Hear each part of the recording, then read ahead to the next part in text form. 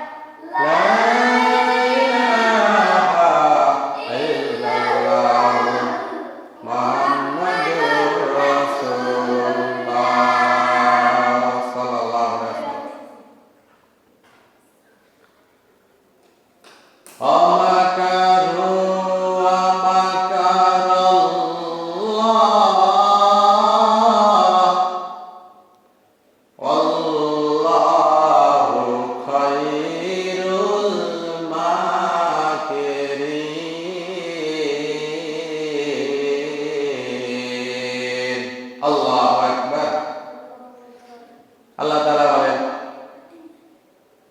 মুনাফিকেরা মুশরিকেরা ষড়যন্ত্র করে। আল্লাহ তাআলা পরিকল্পনা করেন। আল্লাহর পরিকল্পনা সর্বশ্রেষ্ঠ পরিকল্পনা। আল্লাহ মানুষকে ছাড় দেন কিন্তু ছেড়ে দেন না। মানুষ অন্যায় করে, মুনাফিকের আশ্রয় নেয়, মুশরিকদের আশ্রয় নেয়। তারা আল্লাহ তাআলাকে অস্বীকার করে, মুখে স্বীকার করে, অন্তরে অস্বীকার করে। কপটবাসী লোককে মুনাফিক বলা হয়। ইন্নাল মুনাফিকিনা ফিদ দারকিল আসফালি মিনান নার। মুনাফিককে আল্লাহ তাআলা শাস্তি দিবেন জাহান্নামের সর্বনিম্ন স্তরে। ইউখাদিউনাল্লাহা ওয়াল্লাযীনা আমানু। মুনাফিকরা বলে, তারা ধোঁকা দেয়, প্রতারণা করে আল্লাহর সাথে এবং মুমিনদের সাথে।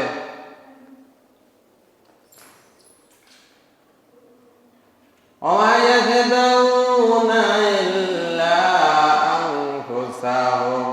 আল্লাহ তাআলা বলেন, তারা নিজেরাই নিজেদেরকে বিপদে ফেলে, নিজেরাই নিজেদেরকে প্রতারণায় ফেলেছে, ধ্বংসের মুখে নিজেরাই নিজেদেরকে ফেলেছে।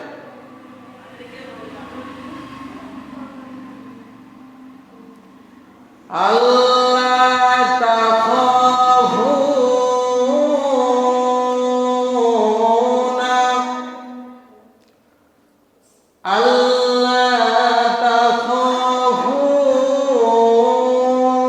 ওয়ালা তাহজানু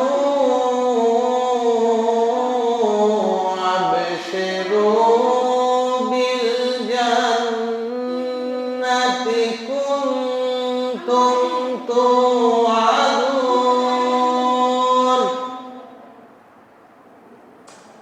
যারা আল্লাহকে ভয় করে, যারা আল্লাহকে ভয় করবে, তাদের কোনো চিন্তা নাই, তাদের কোনো দুঃখ নাই, তাদের সাথে আল্লাহ আছেন।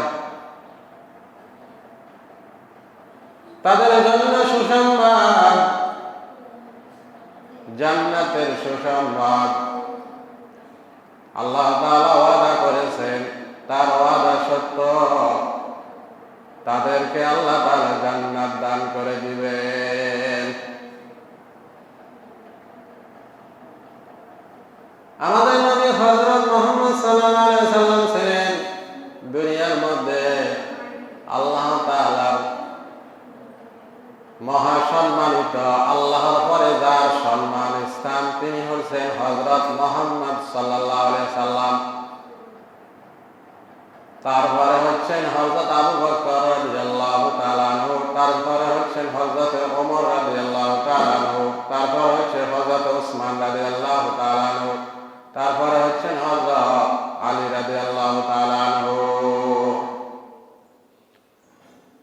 আল্লাহ রসুলের পরে দ্বিতীয় খলিফা হযরত ওমর রাদিয়াল্লাহু তাআলা আনহু পৃথিবীর অর্ধজাহানের শাসক ছিলেন, অধিপতি ছিলেন, খলিফা ছিলেন। তিনি হচ্ছেন হযরত ওমর রাদিয়াল্লাহু তাআলা আনহু। তার আমলে অসংখ্য অঞ্চল বিজয় হয়, ইসলামের ছায়াতলে আসে। রোমান সাম্রাজ্য, রোম, পারস্য সহ ইরান, আফগানিস্তান, পাকিস্তান, ফিলিস্তিন এভাবে অসংখ্য দেশ বিজয় হয়ে বিশ্বের অর্ধেক দেশ মুসলমানের খলিফা হযরত ওমর রাদিয়াল্লাহু তাআলা আনহু শাসন করেছেন। এই হযরত ওমর রাদিয়াল্লাহু তাআলা আনহু যখন ইসলাম গ্রহণ করেন তখন মুসলমানদের মধ্যে মাত্র 40 জন ইসলাম গ্রহণ করেছেন। মুসলিমদের মধ্যে 40 জন ইসলাম গ্রহণ করেছেন। নারী এবং পুরুষ মিলিয়ে 40 জন মুসলমান পৃথিবীর মধ্যে। তখন প্রকাশ্যে নামাজ পড়া হতো না। যখন হযরত ওমর রাদিয়াল্লাহু তাআলা আনহু মুসলমান হলেন, তিনি ছিলেন নির্ভীক, সাহসী। হযরত ওমর রাদিয়াল্লাহু তাআলা আনহু বললেন, ইয়া রাসূলুল্লাহ, আমি মুসলমান হয়েছি, যদি ইসলাম ধর্ম সত্য হয় তাহলে আমি ওমর আজকে থেকে প্রকাশ্যে নামাজ পড়তে চাই। হযরত ওমর 3টা লাইন করলেন, সামনে পিছনে মোট 3 গ্রুপ করলেন। তাদেরকে নিয়ে কাবা শরীফের পাশে গেলেন। তিনি ঘোষণা করলেন, আজকে থেকে প্রকাশ্যে নামাজ পড়া হবে, প্রকাশ্যে আযান দেওয়া হবে। এই মক্কা নগরীতে যদি কেউ কারো মায়ের বুক খালি করতে চাও, স্ত্রীকে বিধবা করতে চাও, তাহলে হযরত ওমরের সামনে এসে দাঁড়াও। সেদিন তার সামনে এসে দাঁড়াতে কোনো কাফের, মুনাফিক, মুশরিক সাহস করেনি। হযরত ওমর রাদিয়াল্লাহু তাআলা তাকবীর দিলেন এবং কাবা শরীফের পাশে গিয়ে সর্বপ্রথম এই 40 জন মুসলিম মুসলিমকে নিয়ে নামাজ আদায় করলেন। সুবহানাল্লাহ। এই ওমর যুগে তিনি 10 বছর খলিফা ছিলেন। তিনি ন্যায় বিচারক ছিলেন। আল্লাহ তাআলা বলেন, ইন্নাল্লাহা ইয়ামুরু বিল আদলি ওয়াল ইহসানি ওয়া ইতাইযিল কুরবা ওয়া ইয়ানহা আনিল ফাহশাই ওয়াল মুনকার ওয়াল বাগি ইয়াযুকুম লাআল্লাকুম তাযাক্কারুন। তোমরা ন্যায় বিচার করো, ন্যায় বিচারের জন্য তোমাদেরকে আদেশ করা হলো, এবং মানুষের সাথে ভালো ব্যবহার করো, নিকট আত্মীয়ের সাথে, এবং সৎ কাজে আদেশ করো, অসৎ কাজে নিষেধ করো। আল্লাহকে স্মরণে রাখো, আল্লাহকে ভয়ের মধ্যে রাখো, আল্লাহকে ভয় করো। মানুষ যদি সর্ব অবস্থায় আল্লাহকে ভয় করে তাহলে সমাজে আর কোনো অশান্তি থাকে না, সমাজের মধ্যে আর কেউ চিন্তাগ্রস্ত থাকে না, সবাই নিরাপদে থাকে। একটাই সমস্যা, যদি আল্লাহর ভয় না থাকে তাহলে সেই সমাজের মধ্যে কখনো শান্তি ফিরে আসবে না। আতিউল্লাহ ওয়া আতিউর রাসূল উলিল আমরি, তোমরা আল্লাহর আনুগত্য করো, রাসূলের আনুগত্য করো। আল্লাহর পরে হচ্ছে রাসূলের স্থান, এরপরে উলিল আমর, যে দেশের শাসক হবে তার আনুগত্য করো। কিন্তু রাসূল বলেছেন, যদি একজন কৃতদাস সে যদি আল্লাহ এবং রাসূলকে মানে তাহলে তোমরা তার আনুগত্য করো, তাকে মেনে নাও। এখন দেখতে হবে আমরা যাকে দায়িত্ব দিব সে কি আল্লাহ এবং রাসূলকে মানে কিনা। সে যদি আল্লাহ এবং রাসূলকে মানে তাহলে একজন মুমিনের দায়িত্ব হচ্ছে তাকে সাহায্য করা। এটা হচ্ছে ঈমানের দাবি। আল্লাহ রাসূল বলেন আল মুতাহাব্বুনা, পরস্পর মহব্বতকারী জান্নাতে যাবে এবং আরশের নিচে ছায়া দেওয়া হবে। মুতাজালিসুনা, পরস্পর মজলিসে বসাকারী, এদেরকে জান্নাতে নেওয়া হবে, এদেরকে আরশের নিচে ছায়া দেওয়া হবে। লাকিয়াহুম, যারা একে অপরের সাথে সাক্ষাৎ করে আল্লাহর মহব্বতে, তাদেরকে আরশের নিচে ছায়া দেওয়া হবে। বলেছেন যে ব্যক্তি মানুষকে ভালোবাসে আল্লাহর জন্য, মানুষকে ঘৃণা করে আল্লাহর জন্য, মানুষকে দান করে আল্লাহর জন্য, মানুষকে দান থেকে বিরত থাকে আল্লাহর খুশির জন্য, ফাকাদ ইসতাকমালাল ঈমান, তার ঈমানকে সে পরিপূর্ণ করেছে। তাহলে ঈমান, পরিপূর্ণ ঈমানদার হওয়ার জন্য এটা মানা খুব কঠিন।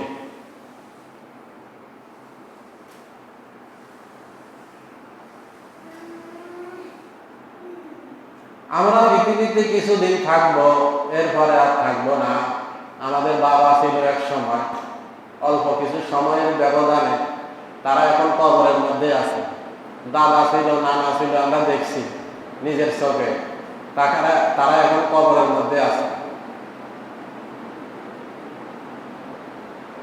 আমরাও কিছুদিনের ভিতরে খুব দ্রুত কবরে চলে যাব, কিন্তু শয়তান আমাদেরকে ঈমান নিয়ে বেঁচে থাকা এবং ঈমান নিয়ে যে কবরে যাব সেই সুযোগ আমাদেরকে দিতে চায় না। মানুষকে আল্লাহ তাআলা লোভনীয় করে সৃষ্টি করেছেন, সুসজ্জিত করে সৃষ্টি করেছেন। দুনিয়ার আকর্ষণ, দুনিয়ার মহব্বত, ভালোবাসা, এগুলোর প্রতি মানুষের আকর্ষণ, এই লোভে করে মানুষ সত্যকে মেনে নিতে চায় না। আমরা দোয়া করি আমাদের দেশে যেন শান্তি বর্ষিত হয়। আল্লাহ তাআলা দিনকে রাত্র থেকে দিন বের করে নিয়ে আসেন, দিন থেকে রাত্রকে বের করে নিয়ে আসেন। বৃষ্টির মাধ্যমে মৃত জমিনকে জীবিত করে ফল ফলাদের উপযুক্ত করেন। মিনাস সামারাতি রিজকাল লাকুম ফালা তাজালু লিল্লাহি আনদাদা। আল্লাহ বলতেছেন বৃষ্টির মাধ্যমে আমি তোমাদেরকে রিজিকের ব্যবস্থা করি, আর তোমরা সেই আল্লাহর সাথে কিভাবে সমকক্ষ করো। এটা তো আর কেউ পারে না, বৃষ্টি দিতে আর কেউ পারে না। একজনে বৃষ্টি দিতে পারে, তার নাম হচ্ছে কি? আল্লাহ। তিনি ইচ্ছা করলে এই পৃথিবীটাকে বৃষ্টি দিয়া, পানি দিয়া ডুবাই দিতে পারবেন। ইচ্ছা করলে বৃষ্টি না দিয়া সব ধ্বংস করে দিতে পারবেন। এটা হচ্ছে রিজিক। প্রাণীকুলকে আল্লাহ তাআলা রিজিক দান করে। এই জন্য বলা হচ্ছে রিজিকের মালিককে, বলছে আল্লাহ। কারণ বৃষ্টি না হলে রিজিক করতে আসবে। ধনী গরিব সবার কাছে তো কিছু খাদ্য থাকে, কিছু সম্পদ থাকে। মূলত মূল চাবিকাঠি হচ্ছে আল্লাহর কাছে। আল্লাহ যদি বৃষ্টি বন্ধ করে দেয়, কয়েক বছর যদি বৃষ্টি না থাকে, মাটির নিচে যদি পানি না থাকে, তখন আমরা যে কল থেকে পানি খাই, কল সিপি পানি খাই, এই পৃথিবীর কারো ক্ষমতা আছে নি এক গ্লাস পানি খাওয়ানোর মতো? বলেন, আসেনি? আসমান থেকে যদি পানি পড়া বন্ধ হয়ে যায়, এই ফল পড়া দিয়ে রিজিক আসবো নি? সব বন্ধ হয়ে গেছে না? তাহলে মূল রিজিকের মালিক কে? এই বিশ্বাস আসার জন্য তার তো জ্ঞান থাকা লাগবে, জ্ঞান অর্জন করা লাগবে। চিন্তা করেন, আমার তো 5 তলা বিল্ডিং আছে, কোটি কোটি টাকা আছে, আমার কাছে তো সব কিছু, এরকম এক কলা আছে না? এই জ্ঞান না থাকার কারণে অবকথন, তারা মানুষকে মানুষ মনে করে না। মানুষের উপর অত্যাচার, জুলুম, নির্যাতন, এটা কোনো মুমিন করতে পারে না। অন্যায় বাইরে কাউকে কষ্ট দেওয়া, কারো উপরে জুলুম করা, অত্যাচার করা, এটা আল্লাহ সাহায্য সহ্য করেন না। আল্লাহ তাআলা এটা পছন্দ করেন না। এখন আমরা দেখি ইন্টারনেটের মধ্যে ঢুকলে যে অতীতে মানুষকে কত কষ্ট দেওয়া হয়েছে। আলেমদেরকে ধরে নিয়ে যেত, আয়না ঘরের ভিতরে রাখা হতো, বছরের পর বছর মানুষকে সেখানে রাখা হয়েছে। 7 বছর 10 বছর তার স্ত্রী সন্তানেরা জানে না যে কি সে বেঁচে আছে নাকি মারা গেছে, এবং তার উপর নির্মম অত্যাচার করা হতো। কোনো যোগাযোগ পৃথিবী আছে না নাই সেইটাও বলতে পারত না। এবং অনেক মেধাবী জ্ঞানী মানুষকে ব্যবহার করে দেওয়া হয়েছে, অকেজ করে দেওয়া হয়েছে, যাতে করে সে দ্বিতীয়বার দাঁড়াতে না পারে, কোনো কাজ কর্ম করতে না পারে। এরকম সুস্থ সবল শিক্ষিত জ্ঞানী পৃথিবীর মধ্যে আল্লাহ তাআলা পাঠান নেয়ামত হিসাবে, মানুষের উপকার করার জন্য, সৃষ্টির উপকার করার জন্য। সবাইকে দিয়ে আল্লাহ সব কাজ করাবেন না, এক একজনকে আল্লাহ এক এক কাজের জন্য উপযোগী করে দুনিয়াতে পাঠান। আল্লাহ এক একজনকে এক এক প্রতিভা দান করেন। আল্লাহ কাউকে কালো বানান, কাউকে সুন্দর বানান, কাউকে জ্ঞান দান করেন। এইসব সব কিছু আল্লাহ দান করেন। তো এই ঈমান থাকা লাগবে যে আমাদের সব কিছুর অভিভাবক হচ্ছে আল্লাহ। আল্লাহু ওয়ালিউল্লাযিনা আমানু ইখরিজুহুম মিনাজ যুলুমাতি ইলান নূর ওয়াল্লাযিনা কাফারু আউলিয়াউহুমুত তাগুত ইখরিজুনাহুম মিনান নূর ইলাজ যুলুমাত উলাইকা আসহাবুন নার হুম ফিহা খালিদুন। আল্লাহ তাআলা বলেন, তোমাদের ওলি হচ্ছে আল্লাহ, মুমিনদের ওলি হচ্ছে আল্লাহ, বন্ধু হচ্ছে আল্লাহ। আর মুমিনদেরকে আল্লাহ তাআলা অন্ধকার থেকে বের করে আলোর দিকে নিয়ে আসে। আর শয়তান হচ্ছে মুনাফিক মুশরিকদের অভিভাবক, বন্ধু। শয়তান তাদেরকে আলো থেকে বের করে অন্ধকারের দিকে নিয়ে যায়। আর তাদের গন্তব্যস্থল হচ্ছে উলাইকা আসহাবুন নার, তারা চিরস্থায়ী জাহান্নামের শাস্তি ভোগ করবে। হুম ফিহা খালিদুন, চিরদিন তারা জাহান্নামে থাকবে। এই জীবনটাই জীবন নয়, আসল জীবন হচ্ছে মৃত্যুর পরে। আল্লাহুম্মা সাল্লি আলা সাইয়্যিদিনা মাওলানা মুহাম্মদ ওয়া আলা আলি সাইয়্যিদিনা মাওলানা মুহাম্মদ। হযরত ওমর রাদিয়াল্লাহু তাআলা আনহু যখন দায়িত্ব পালন করেছেন রাষ্ট্রীয়, তখন তিনি চেয়ারের মধ্যে বসে বসে আরামসে অনেক খেয়েছেন, এরকম কোনো দলিল আছে? তিনি সারাক্ষণ কর্মে ব্যস্ত থাকতেন রাষ্ট্রীয় কাজে। তার ঘরের মধ্যে চাউল এই দুপুরের জন্য যতটুকু প্রয়োজন ততটুকু রাখতেন। তার স্ত্রী প্রতিদিন 1 মুঠ চাউল রেখে দিতেন। খাবারের যে চাউল রাষ্ট্রীয় কোষাগার থেকে আসতো, সেখান থেকে 1 মুঠ চাউল রেখে দিতেন। এভাবে কিছুদিন পরে জমাকৃত চাউলগুলা একদিন হযরত ওমর রাদিয়াল্লাহু তাআলা দেখলেন। তখন বললেন যে এগুলা কিভাবে আসলো? বললো যে এইভাবে করেছে। বললো যে কোষাগারে তিনি গিয়ে বললেন, আগামীকাল থেকে আমার পরিবারের জন্য যে চাউল দেওয়া হয় সেখান থেকে 1 মুঠ চাউল তোমরা রেখে দিবা। এই হচ্ছেন আমিরুল মুমিনিন, জান্নাতি সাহাবী। তিনি ঘোড়ার পিঠে যখন উঠতেন, উটের পিঠে উঠতেন, তখন এখান থেকে করিতলা পর্যন্ত এতটুকু পথ তিনি চাকরের মাধ্যমে টেনে টেনে নিয়ে যেতেন। এরপরে তিনি ওই উটের পিঠ থেকে নেমে চাকরকে পিঠে উঠে বসাইতেন, বসায় অতটুকু পথ আবার টেনে টেনে নিতেন। তিনি যে একজন রাষ্ট্রীয় সরকার, গভর্নর, খলিফা, তার মধ্যে সেই ধরনের কোনো অহংকার ছিল না। তিনি সবাইকে মানুষ মনে করতেন, সবাইকে আল্লাহর বান্দা সম্মানিত মনে করতেন। এই হচ্ছে ইসলামী রাষ্ট্রের খলিফা চরিত্র। এবং একবার তিনি দেখলেন যে তিনি চুপে চুপে গিয়ে দেখলেন একটা বাড়িতে একজন মানুষ একবার বাড়ির ভিতরে যায়, একবার বাইরের দিকে আসে, এবং ঘরের ভিতরে নারীর আত্মনাদ শোনা যাচ্ছে। তখন তার হাত চেপে ধরলেন এবং বললেন যে তুমি কি করছো? তোমার বাড়ির ভিতর থেকে কান্নার আওয়াজ কেন? তুমি কে?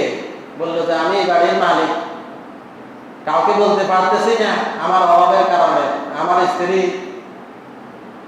বাদশা পছন্দ করবে, কিন্তু কোনো মানুষ নাই তার খেজমত করার জন্য।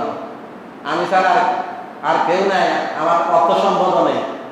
তখন তিনি শুনে বাড়িতে এসে একজন রাষ্ট্রে অর্ধেক পৃথিবী, শুধু এই 52,000 বর্গ মাইল কিলোমিটার এই বাংলাদেশ না, এরকম কত হাজার শত বাংলাদেশ ধরেন, ভারত, পাকিস্তান, আফগানিস্তান, এই ফিলিস্তিন, পারস্য, রোম, এভাবে তিনি অর্ধেক পৃথিবীর শাসন করেন, অর্ধেক পৃথিবীর সরকার।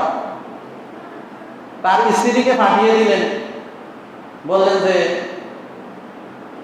আল্লাহ তাআলা জান্নাতে নেওয়ার জন্য আমাকে একটা সুযোগ করে দিয়েছেন, তুমি যাও তার একটু উপকার করো।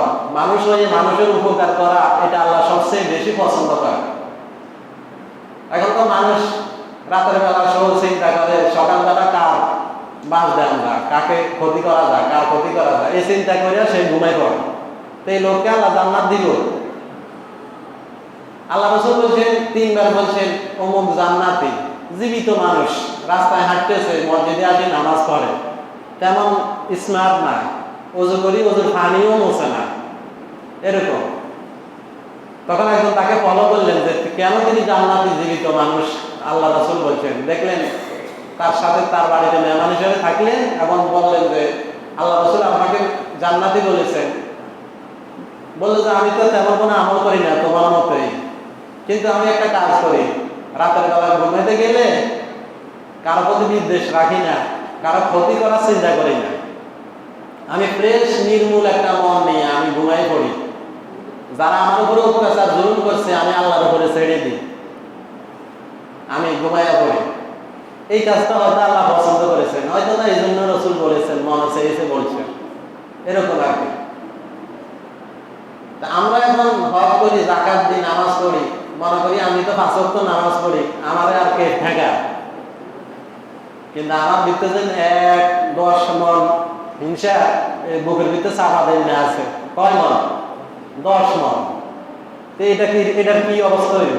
মারা যাওয়ার পরে এটা সবাই তো মারি দিব নাকি নাকি এটা বাইর করে রাখে দিব? এই যে ওজনীয় জিনিসটা, এটারে তো আগুন দিয়ে পোড়ায়, এটারে পরিষ্কার করা লাগবে না? তারপরে তারা জান্নাতে উপযোগী করবো, পানির মধ্যে চুবাইব, পরিষ্কার করি, তারপরে জান্নাতে দিব, ঠিক না? একজন রাতের বেলা ভোর রাত্রে, চিন্তা করেন সারা রাত্রে ইবাদত করি, ভোর রাত্রে হাঁটতেছে, দেখলেন একজনের ঘরে আওয়াজ আসতেছে, ছোট্ট একটা মেয়ে বলতেছে, দাদি বলতেছে এই নাতনি তাড়াতাড়ি দুধে পানি মিশাও। নাতনি বলতেছে কি পানি মিশাও তো এটা অপরাধ, রাষ্ট্রীয়ভাবে এটা নিষিদ্ধ, হযরত ওমর শুনলে শাস্তি দিব। বলে যে ওমর কি এখানে আসেনি, পাগলি, শুনতো না, তাড়াতাড়ি পানি মিশাইলে তো লাভ, 2 কেজির সাথে আধা কেজি দিলে 2.5 কেজি। এই তাড়াতাড়ি যখন পানি মিশানো না, সে বললো যে ওমর দেখে না, কিন্তু আমাদের আল্লাহ তো দেখেন। দেখেন ওই বুড়ি মহিলার চাইতে এই ছোট্ট মেয়ের তাকওয়া, আল্লাহর ভয় কম না বেশি? এই জন্য আল্লাহর কাছে সম্মানিত, ইন্না আকরামাকুম ইনদাল্লাহি আতকাকুম, সবচেয়ে সম্মানিত ওই ব্যক্তি যে আল্লাহকে ভয় করে, তার তাকওয়া আছে। তার বয়স 10, 20, 50 এটা দেখার বিষয় নয়, বয়স কম না বেশি, ঠিক না? তো এখন হযরত ওমর তো খলিফা, তিনি নিজে কানে শুনছেন, তিনি খবর নিলেন, লোক পাঠাইলেন। পরবর্তীতে তিনি বললেন যে আমি একজন উপযুক্ত মেয়ে পেয়েছি, তাকে, আমি তো এখন আর বয়স নাই, আমার ছেলের বউ হিসাবে আনতে চাই। মানুষ বলতেছে আপনার রাষ্ট্রের খলিফা, অর্ধ পৃথিবীর বাদশাহ, একজন দোসালা ঘর, ঘরের বারিন্দাও নাই, ঘরের ভিতরে মিষ্টি আনি পানি পড়ে, রোদ আসলে আবার শুকা, তার কিছু নাই। এই পরিবারে আপনি বিবাহ করাই আনবেন আপনার ছেলেকে? বললো যে আমি তো দুনিয়ায় চাই না, আমি চাই জান্নাত। এই মেয়েকে যদি বিবাহ করে নিয়ে আসি, তাহলে সম্ভবত আল্লাহ এই মেয়ের তাকওয়া, আল্লাহর ভয় আছে, এর জড়াই থেকে আল্লাহ তাআলা আমাকে আল্লাহর একজন ভালো খলিফা দুনিয়াতে আল্লাহ তাআলা উপহার হিসাবে দেবেন। দেখা গেল সত্যি তার ছেলে উমর ইবনে আব্দুল্লাহ তাকে বিবাহ করায়, ওই মেয়েকে নিয়ে আসলেন। তারপরে দেখা গেল পরবর্তীতে ওই মেয়ের গর্ভে একটা সন্তান হয়েছে, তার নাম হচ্ছে উমর ইবনে আব্দুল আজিজ। তার নাম অনেকে শুনছেন যারা ইসলামের ইতিহাস পড়ছেন, সে পরবর্তীতে হযরত ওমরের মতো 10 বছর রাজত্ব করছে। দান করছে কি? এইভাবে আল্লাহ ওলিরা বছরের পর বছর নেতৃত্ব দিয়েছেন, ভারতবর্ষ শাসন করেছেন, সারা পৃথিবী শাসন করেছেন। কিন্তু এখন মুসলমান আর সেই নেতৃত্ব দেওয়ার মতো মুসলমান এখন আর নাই। সব এখন মহিলা হয়ে গেছে, সবাই এখন কি হয়ে গেছে? নারীর মতো হয়ে গেছে। আর রিজালু কাওয়ামুন আলা নিসা, আল্লাহ তাআলা বলেন একের উপর অপরকে আল্লাহ প্রাধান্য সম্মানিত করেছে। পরিচালক হিসাবে পুরুষকে নির্বাচন করেছেন আল্লাহ, কারণ দুইজন মহিলা একজন পুরুষের সমান। মহিলাদের মস্তিষ্কের অংশ পুরুষের সাথে কিছু অংশ কম আছে, হাদিস শরীফে পাওয়া যায়, এবং তাদের অনেকগুলো দুর্বলতা আছে। সেজন্য পুরুষকে আল্লাহ তাআলা সম্মানিত করেছেন দুনিয়ার কল্যাণকামী হওয়ার জন্য, দুনিয়ায় পরিচালনা করার জন্য। পুরুষ এখন ইঁদুরের গর্তের ভিতরে থাকে, আর নারীদেরকে বলে তোমরা সামনে হাঁটো, তোমরাই পরিচালনা করো, এত বার কষ্ট আমরা নিব না, আমরা অনেক সুখী, তোমরাই করো। এইভাবে এত সুখে থাকার পরে আবার পরকালে জান্নাতে যাওয়ার জন্য চিন্তাধারা আছে যে দুনিয়াতে তো সব সুখই নিয়ে আদায় করে নিয়েছি, এখন আবার আল্লাহ আরো জান্নাতুল ফেরদাউস দিবে। সেই জন্য সুখ কোন জায়গার মধ্যে নির্দিষ্ট লুকায়িত নাই যে এই জায়গার মধ্যে আমি প্রবেশ করলে সেটা সুখী। কিন্তু আল্লাহ বলছে ফাকাদ ফাযা, মৃত্যুর পরে যে জান্নাতে যাবে জাহান্নাম থেকে বাঁচায় দেওয়া হবে চির সুখী। বলেন সুবহানাল্লাহ। এই চির সুখী হওয়ার জন্য ঈমান থাকা লাগবে। ঈমান না থাকলে নামাজ পড়লে নামাজের কোনো ফজিলত নাই, ঈমান না থাকলে হজ করলে হজের কোনো ফজিলত নাই, ঈমান না থাকলে দান সদকা করলে মানুষের উপকার করলে সেটা দুনিয়াতে পেয়ে যাবে, পরকালে কিছু করার আশা নাই। আল্লাহ তাআলা আমাদেরকে সঠিক বুঝ দান করে সবাই।